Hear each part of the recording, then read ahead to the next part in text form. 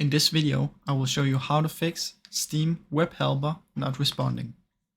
Now first what we need to do is we need to close down Steam, go into the task manager.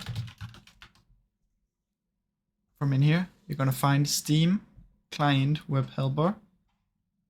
So press S to find Steam.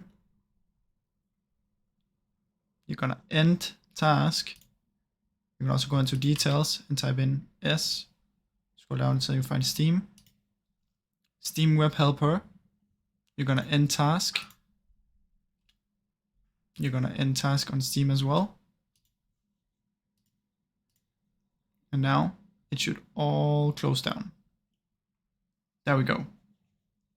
Now once this is done, you're going to search for Steam.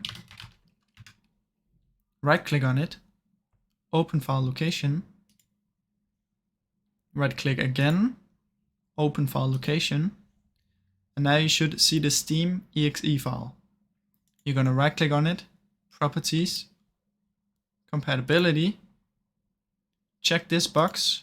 Make sure it's Windows 8. And check run this program as an administrator. Apply and click OK. Now launch the Steam and it should hopefully work. Thank you for watching.